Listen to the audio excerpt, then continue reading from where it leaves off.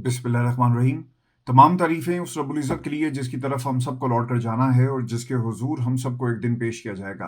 अस्सलाम वालेकुम नाज़रीन, मैं इरफ़ान हाशमी लंदन स्टूडियो से आपको प्रोग्राम में खुशामदीद कहता हूँ। दोस्तों, आज 3 जून है, दिन है बुध का और आज की हमारी ये दूसरी वीडियो है। दोस्तों, प्रोग्राम शुरू करने से पहले मेरी आप तमाम सुनने और देखने वालों से दरख्वास्त है कि आप चैनल को ज़रूर सब्सक्राइब कर लें। दोस्तों, खबर ये है कि कल सोहेल अफरीदी ने ये ऐलान किया था कि हम पार्लियामेंट के दरवाजे पर बैठकर एहतजाज करेंगे। मैंने आपको कल ही बता दिया था कि इस फैसले के बाद और इस ऐलान के बाद पाकिस्तान तहरीक इंसाफ को इसके पीछे खड़े होना चाहिए, लेकिन तहरीक इंसाफ ने अपने आप को दूर कर लिया। शेख वकास साहब के पास एक इंतहाई अहम पोजीशन है। जब उनसे सवाल किया गया कि क्या तहरीक इंसाफ का भी ये फैसला है, तो उन्होंने कहा कि जनाब ये उनका इनफरादी फैसला है और पाकिस्तान तहरीक इंसाफ ने यानी हाई कमान की तरफ से किसी किस्म की कोई ऐसी हदायत जो है वो नहीं दी गई। आपको दुश्मनों की ज़रूरत नहीं है। पाकिस्तान तहरीक-ए-इंसाफ के अंदर पिछले कुछ अरसे में जितने रॉन्ग नंबर्स थे दोस्तों, वो एक-एक करके एक्सपोज़ हो रहे हैं। पाकिस्तान तहरीक-ए-इंसाफ के अंदर जितने धड़े थे, वो किसके कहने पर पाकिस्तान तहरीक-ए-इंसाफ को कंट्रोल करते हैं। फैसले इमरान खान की रिहाई के हवाले से क्यों नहीं लिए जाते? ये तमाम लोग अपने फैसले और अपने बयानात के ज़रिए एक्सपोज़ हो रहे हैं। आपको दुश्मनों की ज़रूरत नहीं है। कल जब सोहेल अफरीदी ने ये ऐलान किया था, तो पाकिस्तान तहरीक-ए-इंसाफ को चाहिए था कि फ़ौरी तौर पर एक प्रेस कॉन्फ्रेंस करते हैं, बल्कि इससे पहले ये हिकमत अमली तय कर ली जाती कि बजट आ रहा है। हमें यही हिकमत अमली आगे लेकर चलनी चाहिए और हम पार्लियामेंट के दरवाजे को के ऊपर बैठकर एहतजाज करेंगे। लेकिन दोस्तों, शेख वकास साहब ने कहा, जब उनसे सवाल हुआ, उन्होंने कहा जी मुझे नहीं पता। इसका फिर जवाब भी आया। सोहेल अफरीदी साहब इस्लामाबाद हाई कोर्ट गए और वहां पर उन्होंने एक दरखास्त दायर कर दी है। इमरान खान की रिहाई और बजट का पास करना, इमरान खान से मुलाकात, इसे इसके साथ मशरूत किया जा रहा है। सोहेल अफरीदी ने हाई कोर्ट में दरखास्त में मौक़िफ़ अपनाया कि हमारी इमरान खान से मुलाकात करवाई जाए। बजट आ रहा है, हमने इसके ऊपर अपने कायद, अपने लीडर के साथ मुशावरत करनी है। खैबर पख्तूनख्वा के आइंदा माली साल के बजट से मुतल्लिक तजावीज़ और अहम अमूर उनके सामने पेश करने हैं, लिहाजा हमारी मुलाकात करवाई जाए। अब अदालतों ने पहले भी एक हुक्म दिया हुआ है और वो हुक्म ये था कि बहनों की मुलाकात करवाई जाए। उसके ऊपर अमल नहीं हुआ तो यकीनन इस दरखास्त को भी एंटरटेन नहीं किया जाएगा। सोहेल अफरीदी साहब से जब गुफ्तगू हुई और उन्होंने इस मौके पर हाई कोर्ट में उन तमाम नाकदीन को जवाब दिया, उन तमाम धड़ों को जो उनके खिलाफ एक महाज क्रिएट कर रहे हैं। आप देखेंगे पिछले 1-2 हफ्तों से आपको सोहेल अफरीदी के गिर्द ना मकड़ियाँ जाल बुनती हुई नजर आ रही हैं और उनकी कोशिश है किसी तरह से सोहेल अफरीदी को कमज़ोर किया जा सके।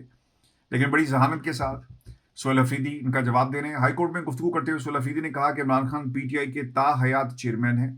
अवाम ने इमरान खान को वोट दिया। खैबर पख्तूनख्वा में इमरान खान की हुकूमत है। हम इमरान खान के विजन के मुताबिक बजट पेश करने के लिए इमरान खान से मुलाकात करना चाहते हैं। अदालत से उम्मीद करते हैं कि वो अब मुदाखलत करेगी और मुलाकात का हुक्म जो है वो जारी किया जाएगा। इस्लामाबाद हाई कोर्ट में मुलाकात की दरखास्त जो है वो दायर कर दी गई है। ये दरखास्त एंटरटेन भी नहीं की जाएगी और उसके ऊपर इतराज़ात लग जाएंगे और जब बारी आएगी उससे तो बजट जो है वो पास, वो तारीख निकल चुकी होगी। तो सोहेल अफरीदी को ये बात मालूम थी, लेकिन इसके बावजूद आप देखें कि सोहेल ने ये कोशिश ज़रूर की है और अलीमा खान के हुक्म के मुताबिक, जैसा कि ये खान साहब ने हदायत दी थी कि इससे पहले भी पिछले साल खान साहब ने कहा था कि आप आकर मुझसे मिलें और मैं आपको बजट के हवाले से कुछ चीज़ें बताऊंगा।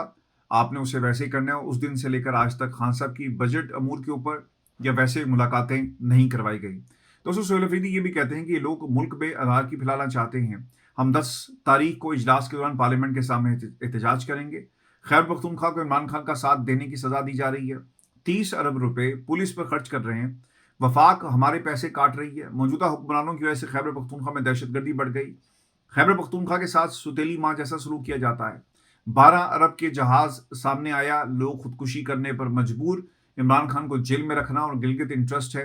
हुक्मरानों का बल्तिस्तान में धांधली करना। पाकिस्तान किसी के बाप का नहीं, नलायक लोगों के इक़्तिदार आपने उनके हवाले कर दिया। जिनको फॉरेन की स्पेलिंग नहीं आते, वो फॉरेन अफेयर्स का वजीर है। इमरान खान की आंख 85% ज़ाया हो चुकी, लेकिन इसके बावजूद ये फैमिली को हमें इमरान खान से मुलाकात तक नहीं करने दे रहे और उन्हें पाकिस्तान का मजाक बना रखा है। देखिए, ये जो आपने फॉरेन वाली बात की ना, जहाँ तक ताल्लुक है ना इसहाक डार साहब का, तो डार साहब इस कुर्सी पर अगर बैठे हुए हैं तो वो नवाज शरीफ साहब की मर्जी है। उन्हें डिप्टी प्राइम मिनिस्टर का ओहदा भी मिला हुआ। और एक बात आपने दोस्तों याद रखनी है कि नवाज शरीफ ने भी अपने दौर में यही काम किया। एक वो सरताज अजीज साहब हुआ करते थे या तारिक फातमी, उनके जरिए फॉरेन पॉलिसी को ओवर द ईयर्स वो कंट्रोल करते रहे। इस ओहदे को उन्होंने कभी भी, इस ओहदे के ऊपर कभी भी फॉरेन मिनिस्टर नहीं रखा। वो आज क्यों रखेंगे? और एक बात आपने ये भी याद रखनी है, क्योंकि नवाज शरीफ साहब की कोशिश हमेशा से ये रही कि जब वो बाहर की दुनिया में जाकर लोगों से मिलेंगे ना, तो उनके इंटरनेशनल लेवल के ऊपर ताल्लुकात बनेंगे। और देखिए यही तारीख है, अमेरिका में जाके इन्होंने क्लिंटन से मिलने की कोशिश की। इनका ख्याल था कि शायद क्लिंटन के दोस्त बन जाएंगे, वो बने भी। और फिर इनकी इंटरनेशनल एस्टेब्लिशमेंट के साथ ताल्लुकात बनेंगे और इनका एक इंटरनेशनल स्टेचर बनेगा। मरीम ये कोशिश कर रही हैं, लेकिन उनकी बाकू से आगे परवाज नहीं हो रही।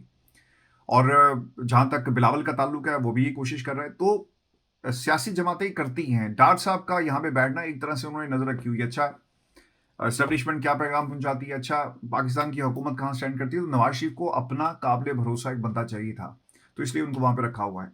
सुरफीदी ये भी कहते हैं कि इमरान खान की आंख 85% ज़ाया हो चुकी, लेकिन इसके बावजूद ये फैमिली को और हमें इमरान खान से मुलाकात तक नहीं करने दे रहे। उन्होंने पाकिस्तान का मजाक बनाकर रखा हुआ है।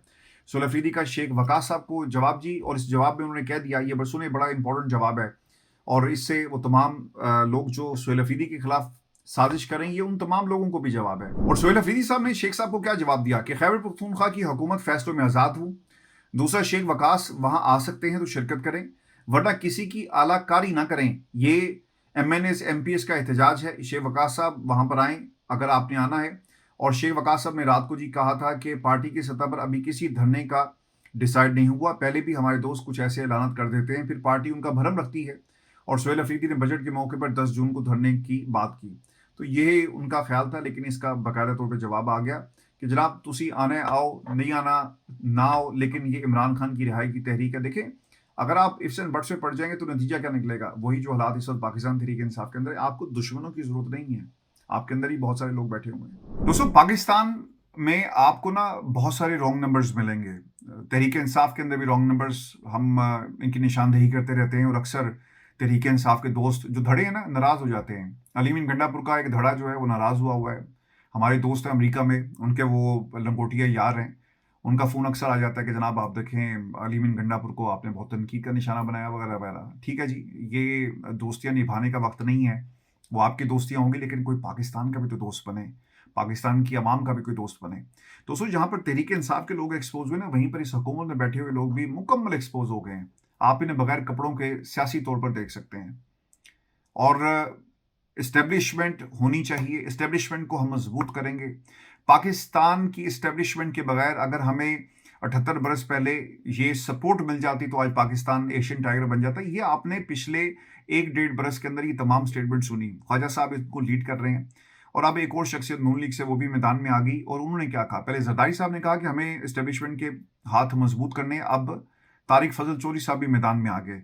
और ये उसी किस्म की धमकी है जो इससे पहले जनरल बाजवा दिया करते थे कि अगर आपने हमें एक्सटेंशन ना दी तो फिर हम तैयारी करके बैठे हुए हैं, हम मार्शल लॉ लगा देंगे। तो खैर मार्शल लॉ तो नहीं लगा, और उनको जाना पड़ा। और जिस तरह से वो गए, उनकी जो आखिरी वीडियो है जिसमें पाक फौज की कमान तब्दील हो रही है, वो बॉडी लैंग्वेज उनकी बताती है कि उन्हें कितनी तकलीफ थी। और उनकी तमाम हरबे, उनकी तमाम साजिशें सारी एक एक करके नाकाम हुई। और दोस्तों, आज जनरल बाजवा कहाँ है? जनरल बाजवा कहीं पर भी नहीं है।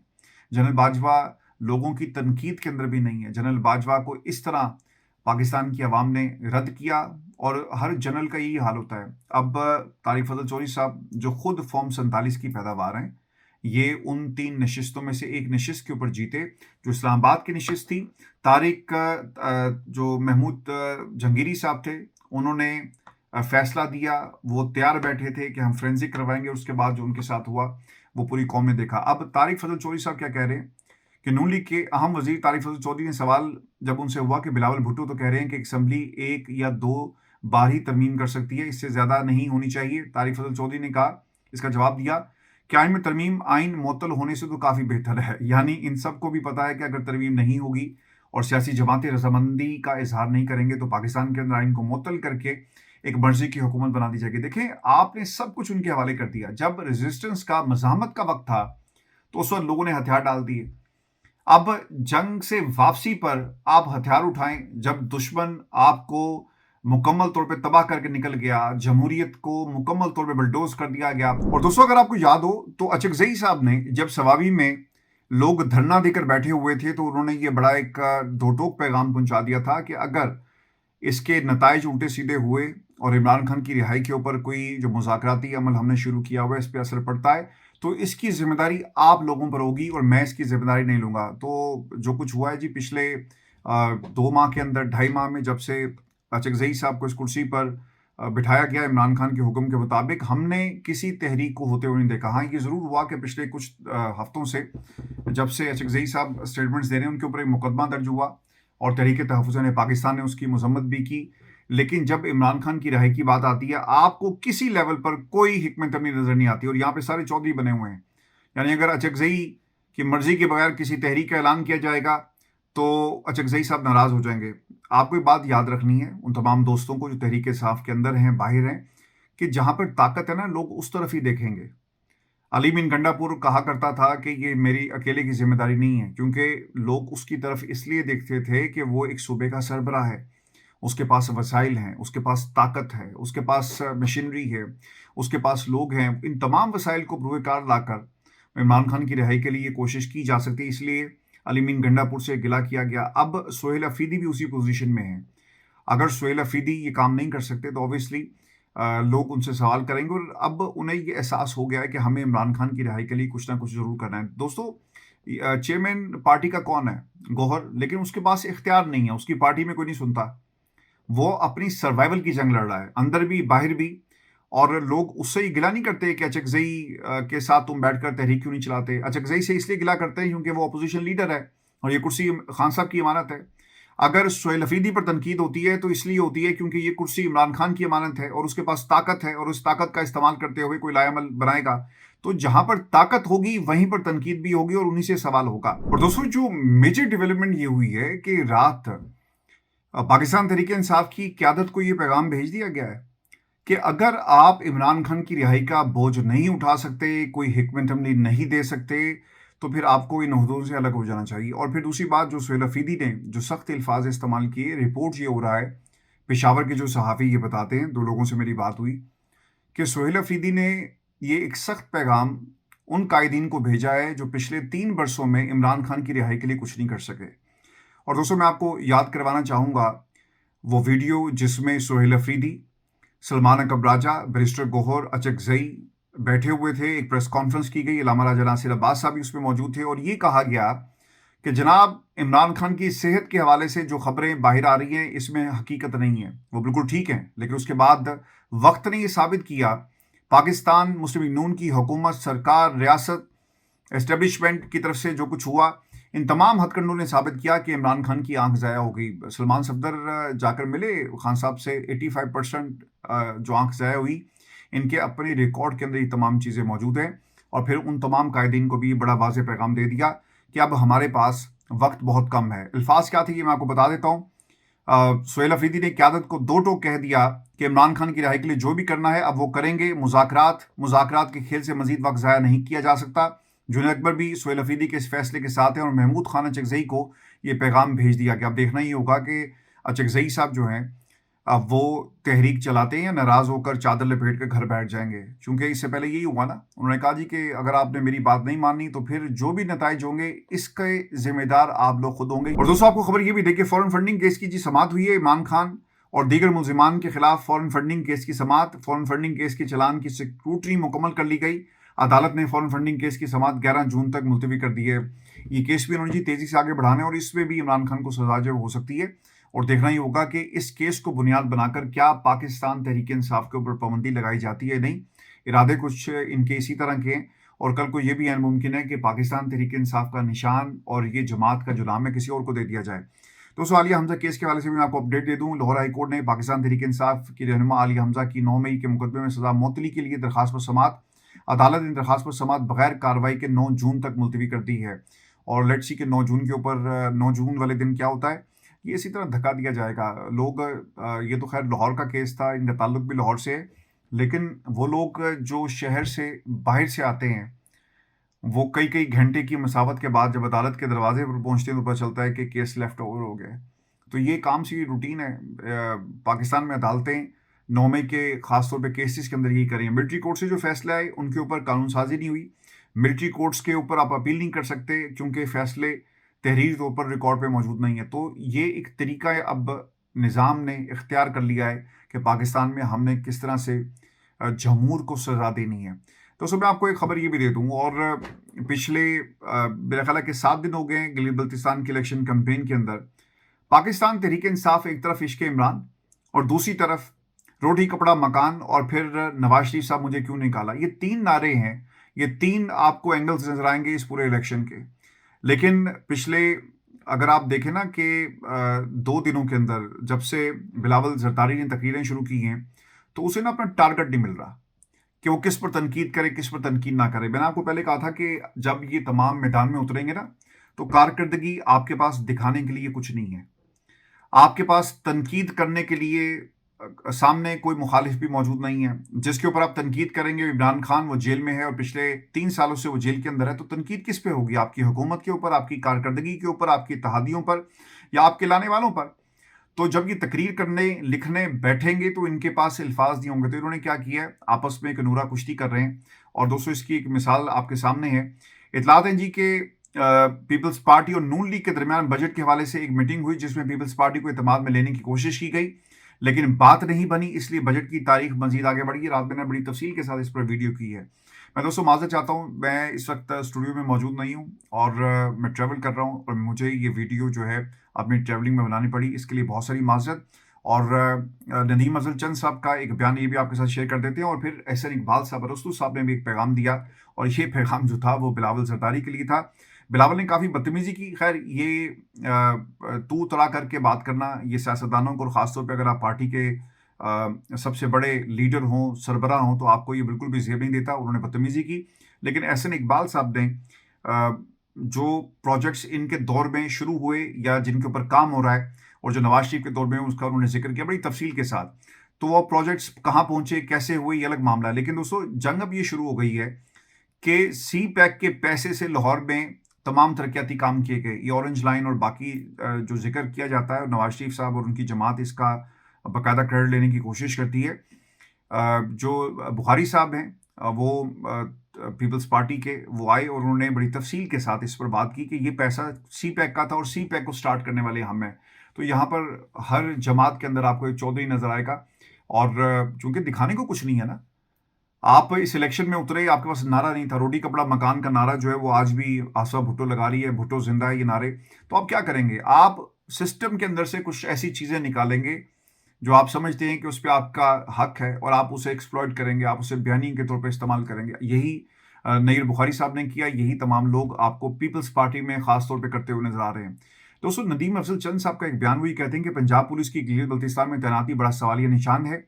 क्या गिलगित बल्तिस्तान में फ्री एंड फेयर इलेक्शन होगा? ये अवाम का सवाल है। वुज़रा को एनओसी जारी करने पर हमें तहफ़्फ़ुज़ात है। दोस्तों, इलेक्शन कमिश्नर को फौरी तौर पर इस्तीफा दे देना चाहिए। पाकिस्तान तहरीक इंसाफ ने 8 फरवरी 2024 को जो गलती की थी, मुझे ऐसा लगता है कि ये गलती दोबारा करने जा रहे हैं।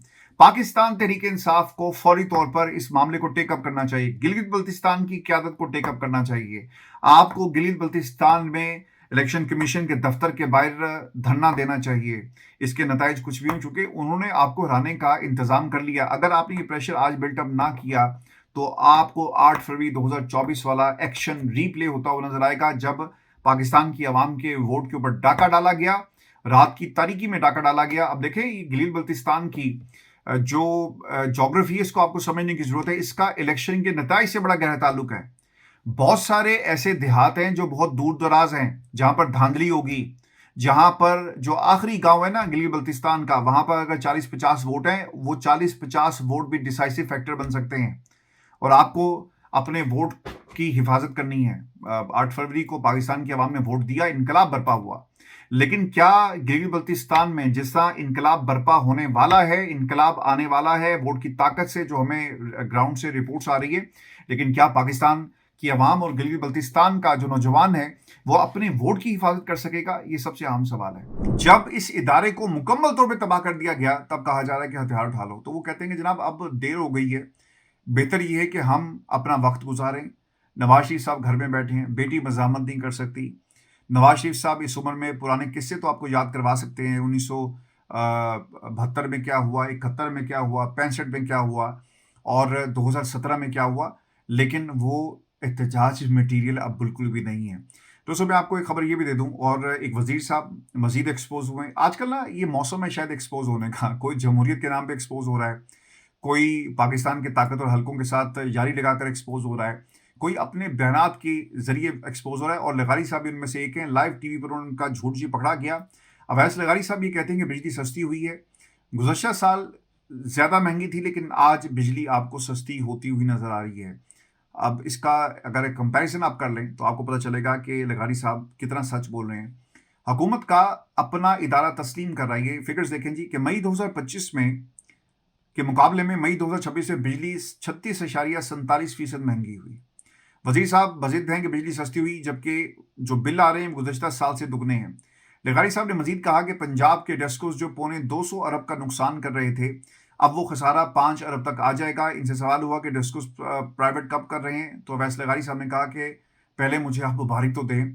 अवैस लगारी के मुताबिक जिस महीने में आप बिजली कम इस्तेमाल करेंगे, इसमें फिक्स्ड कास्ट जो कॉस्ट है वो ज़्यादा लगेगी, यानी आप बिजली इस्तेमाल करें ना करें, बिल आपको देना है। तो ये पाकिस्तान में हो रहा है।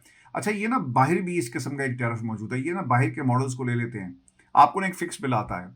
मैं जिस घर में रहता हूँ जी, अगर मैंने जो मुख्तलिफ तकसीम कार कंपनियाँ हैं जो बिजली बेचती हैं, यहाँ पे मुख्तलिफ कंपनी से आप बिजली ले सकते हैं, वो नेशनल ग्रिड से ले रही है।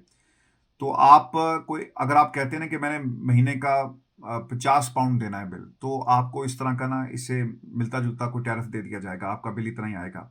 वो कैसे चेक करते हैं? वो देखते हैं कि घर में कितने लोग रहते हैं, उसकी कंजप्शन क्या है, वो पूरा जो ट्रैक रिकॉर्ड है ना आपका, उसकी एक बाकायदा रिपोर्ट तैयार करके कि इनका 200 यूनिट खर्च हो रहा है या 100 यूनिट खर्च हो रहा है, तो उस हिसाब से आपकी बिजली की जो प्राइस है, टैरिफ है, उसको फिक्स कर दिया जाता है। लेकिन पाकिस्तान में इसका एक दर्जे आगे जाकर जो एडवांस फार्मूला अप्लाई किया गया कि आप बिजली इस्तेमाल करें ना करें, आपका बिल जो है वो 50 पाउंड आएगा। यहाँ पे भी ऐसा होता है, लेकिन एक फिक्स बिल, आपकी कंजप्शन, आपकी बिजली। और फिर देखें, दुनिया में शायद बरतानिया वो वाहिद मुल्क है, मैं पाकिस्तान के तनाजुर में बात कर रहा हूँ, कि जहाँ पर अगर आपने बिजली इस्तेमाल नहीं की और आपने ज़्यादा अगर महकमे को अदा कर दी है जिस भी कंपनी को, तो वो आपके पैसे वापस करते हैं, क्योंकि इनको पता है कि यार अगर हमने किसी को इस तरह लूटने की कोशिश की तो 1 मिनट से पहले लोग चले जाएंगे अदालत और हमें वहाँ पे भारी जुर्माना देना पड़ेगा, जुर्माना भी देना पड़ेगा। हमारी जो है वो पब्लिसिटी, बैड पब्लिसिटी होगी, तो हम ये नहीं चाहते कि इसको यहीं पे रोका जाए। तो लोग एक जो रेगुलेटर है उसको फॉलो करते हैं, उसकी रेगुलेशन को फॉलो करते हैं और उससे बाहर निकलकर किसी किस्म का काम नहीं किया जाता। दोस्तों, आज एक वीडियो देखने का इत्तेफाक हुआ, आप तमाम दोस्तों ने भी देखी होगी, अगर नहीं देखी तो स्क्रीन पे चल रही है, आप देख भी सकते हैं। और ये वीडियो जी एक एमएनए साहब की, इनका नाम है चौधरी उस्मान। अच्छा, इंसान सियासत के लिए, कुर्सी के लिए इतना इस हद तक आगे जा सकता है, वो हमें चौधरी उस्मान साहब ने बता दिया कि भाई हाँ, हम कुरान उठाएंगे, हल्फ देंगे और हम झूठ बोलेंगे, लेकिन मेरे रब ने चौधरी उस्मान को रास्ता दिखाया। मेरा रब जो है वो सच का खुदा है, और अगर कोई रास्ते पर आ जाए तो उसे ऑब्वियसली उसे अपनी गलती का एहसास हुआ, और ये मेरे रब का ही करम है कि चौधरी उस्मान को ये मौका मिला कि वो अपनी गलती को दुरुस्त कर सके। और उसने माफ़ी मांगी, ना सिर्फ पाकिस्तान की आवाम से बल्कि उन तमाम लोगों से भी जिनके मैंडेट के ऊपर डाका डाला गया। अपने रब से माफ़ी मांगी, और मांगनी चाहिए थी, क्योंकि एमएनए साहब ने क्या किया था, एमएनए चौधरी उस्मान अली ने कुरान पाक पर हल्फ उठाने के बावजूद पीटीआई छोड़ने पर कौम से माफ़ी मांग ली। मुझे बहुत अफसोस है और मैं मानता हूं कि मैंने हल्फ उठाया, जिस पर मैं अल्लाह ताला और कौम से भी माफ़ी मांगता हूं। पीटीआई के कुछ और अरकान असम्बली भी मुझे कहते हैं कि हमारे भी नून लीग में सेटिंग करवा दें, तो मैं उनके लिए दुआ गो ज़रूर हो, लेकिन मैंने कहा कि ये काम नहीं कर सकता। तो उस्मान अली साहब जो हैं, अल्लाह ताला ने जिनको रास्ता दिखाया, इनके लिए दुआ कीजिएगा, अल्लाह ताला बाकी लोगों को भी रास्ता दिखाए। और दोस्तों, पिछले कुछ अरसे से ये अब एक कोशिश की जा रही है कि पाकिस्तान में जमहूरियत को इतना बदनुमा बना दिया जाए, हमारे बच्चों के सामने, हमारे नौजवानों के सामने, हमारी नई नस्ल के सामने जमहूरियत को इस तरह से पेश किया जाए कि जनाब जमहूरियत एक फ्लॉप इंस्टीट्यूशन है, और इसका एक ऑल्टरनेटिव जो है वो हाइब्रिड निज़ाम आपके सामने रखा जाए कि भाई जमहूरियत तो नाकाम हो गई, तो ये इदारे बड़े इदारों के हवाले कर दिए जाएं, ताकतवरों के हवाले कर दिए जाएं, और ये एक बाकायदा काम हो रहा है। पाकिस्तान के अंदर इलेक्शन के ऊपर किसी को भरोसा नहीं रहा, गिलगित के अंदर जो कुछ हो रहा है, आपको क्या इसके ऊपर किसी लेवल पर किसी किस्म का रत्ती बराबर भी कहीं पर कोई यकीन है कि ये फ्री एंड फेयर इलेक्शन होंगे? नहीं है। लोगों को सुबह बदर किया जाता है। ये तमाम जब पिक्चर्स पाकिस्तान में आवाम देखती हैं तो उसका एतबार उड़ गया, और जब निज़ाम से एतबार उड़ जाता है ना तो उसकी वक़्त ख़त्म हो जाती है। जब बरतानिया के अंदर इलेक्शन आते हैं ना, हर बंदा पार्टिसिपेट करता है, और पार्टिसिपेशन जुड़ी होती है डेमोक्रेसी में अफराद के साथ। कितने लोगों ने वोट कास्ट किया। पाकिस्तान में जो टर्न आउट है वो बहुत कम रहता है, 30%, 25%, 36%, 40% इससे ज़्यादा नहीं ऊपर जाता। लेकिन वो ममालिक जहां पर डेमोक्रेसी हकीकी आपको नजर आएगी, वहां पे टर्न आउट आपको ज़्यादा नजर आता है, क्योंकि लोग ये समझते हैं कि हमें सिस्टम के ऊपर भरोसा है। अगर हमारे हकूक की कोई बात हमारा मुंतखब नुमाइंदा नहीं कर रहा तो कोई बात नहीं, हम इसको बदलेंगे वोट की ताकत से, पार्लियामान में अपनी मर्जी का बदला लेकर आएंगे जो हमारे हकूक की बात कर सके। लेकिन यहाँ पर पाकिस्तान की आवाम से ये वोट की ताकत, इसे मजाक बनाकर ये सब कुछ निज़ाम को लपेटा जा रहा है। ये देख लें, यही कुछ हो रहा है। अब सुप्रीम कोर्ट आपके हाथ में, इलेक्शन जो पिटीशंस हैं जब जाती हैं तो फैसले टेक्निकल ग्राउंड्स के ऊपर ख़त्म कर दिए जाते हैं। अच्छा, दस्तखत लेफ्ट साइड पे क्यों है, राइट साइड पे क्यों नहीं थे? किसी ने ये सवाल ही नहीं किया कि जिस डब्बे में वोट डाले गए और जो डब्बे में 12-12, 13 हज़ार वोट डालकर उनको मुस्तरद कर दिया जाए, तो वहां पर फ्री एंड फेयर इलेक्शन कैसे होंगे? आप ये गिलानी साहब के खानदान के वोट उठाकर देख लें, आप ये उन चौधरी का हल्का उठाकर देख लें, आप दीगर हल्के जहां पर पाकिस्तान तहरीक इंसाफ का वोट बैंक था उसे खत्म किया गया, उसे माइनस किया गया और इन लोगों के वोट बैंक को आपने प्लस कर दिया। देखें ना, वो रुलता फिर रहा है। कामरान जसूरी पहले क्या किया करता था कि हर वीडियो आपको मिलेगी, हर एंकर के प्रोग्राम में वो आपको नजर आया करता था, गवर्नर हाउस के दरवाजे खुले थे। आज वो कहाँ है? चूंकि आप आवाम के रास्ते से नहीं आए थे। जो आवाम के रास्ते से आया था वो किसी को नजर नहीं आ रहा, लेकिन आवाम उसकी मुंतजिर है। जिसे आपने जेल के अंदर बंद कर दिया, लेकिन आप उसे बंद नहीं कर सके पाकिस्तान की आवाम के सामने। वो पाकिस्तान की आवाम के सामने आज भी आज़ाद है। इमरान खान सिस्टम का बाप है। लोगों ने इस मुल्क को अपने दादा अबू की जागीर समझकर ये कवानीन बनाना शुरू कर दिए। लेकिन दोस्तों, जो कुछ इस वक्त हो रहा है, पाकिस्तान की आवाम इमरान खान का साथ नहीं छोड़ी और डेमोक्रेसी को आप फेल इंस्टीट्यूशन के तौर पर पेश करने की कोशिश कर रहे हैं, लेकिन शायद ये इतना भी आसान नहीं होगा। दोस्तों, मैं आपको खबर ये दे दूं कि बजट में पार्लियामेंटेरियंस की मौजें लग गई हैं जी, और अब खबर ये आ रही है कि 104 फैमिली स्वीट्स तामीर किए जाएंगे पार्लियामेंट लॉजेस में। 500 सर्वेंट क्वार्टर्स हैं। क्रिप्टो ट्रेडिंग पर 10 से 30% कैपिटल गेन टैक्स की तजवीज़ है और लेवी में इजाफा। पेट्रोल डीजल पर क्लाइमेट लेवी 2.5 रुपये बढ़ाकर 5 रुपये फी लीटर की तजवीज़ कर दी गई। मेरा ख्याल है कि सारे ना हम साइकिलों पे आ जाएं। पाकिस्तान में तेल इस्तेमाल करना भी ये अब गरीब की पहुंच से दूर हो गया। लोगों के रोज़गार बड़े तबाह हो गए। मैं जो राइडर्स हैं ना, मैं उनसे अक्सर जो दोस्त हैं बन गए आपकी तरह, जो हमारी कम्युनिटी पेज के ऊपर या यहाँ पर जो मैसेज भेजते हैं, उनके दर्जनों के हिसाब से मैसेज आते हैं जिसमें लोग ना आंसुओं के साथ रो रहे हैं। मेरी बड़ी ख्वाहिश है कि मैं इन तमाम लोगों के लिए कुछ कर सकूं, मैं कोई ऐसा प्लेटफॉर्म बना सकूं। लेकिन दोस्तों, पाकिस्तान में ये हुकूमतों का काम है। हम सिर्फ आपको एक रास्ता दिखा सकते हैं, हम सिर्फ निशानदेही कर सकते हैं। इसकी कीमत अदा करनी पड़ती है और कीमत बड़ी भयानक है। सच बोलने की कीमत बहुत भयानक होती है।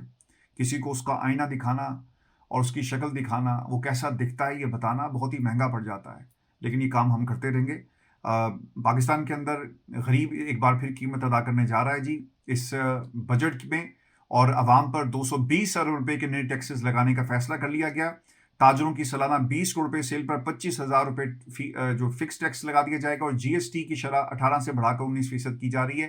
तो पाकिस्तान को ये वाली जमहूरियत जो है वो मुबारक हो। दोस्तों, मैं आपको ये खबर ये भी दे दूं, और ये भी अफसोसनाक खबर आ रही है, बल्कि ख़तरनाक खबर है। अफसोसनाक क्या खबर है, अब तो हर खबर ही पाकिस्तान से अफसोसनाक खबर है।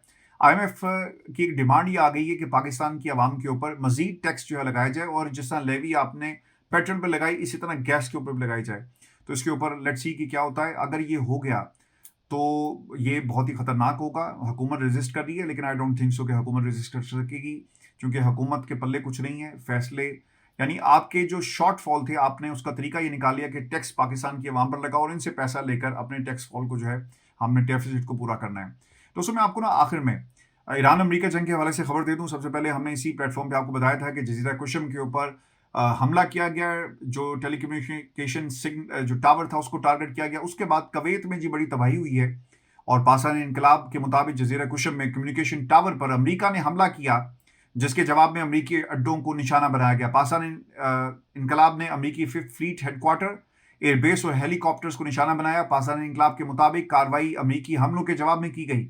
आपने हुर्मुज़ के करीब ईरानी ऑयल टैंकर पर हमले के बाद एक जहाज को मिसाइलों से निशाना बनाया गया। और दोस्तों, ये एक मेजर डेवलपमेंट है। लेट्स सी कि इसका क्या नतीजा निकलता है, क्योंकि कुवैत के अंदर मुकम्मल तौर पे इमरजेंसी है। अच्छा, हम जो इरफान हाशमी ऑफिशियल टॉक्स के अंदर इस पर तफसील से बात करेंगे। अपना ख्याल रखिएगा। वीडियो काफ़ी लंबी होगी, इजाज़त दीजिए। अल्लाह ने के बाद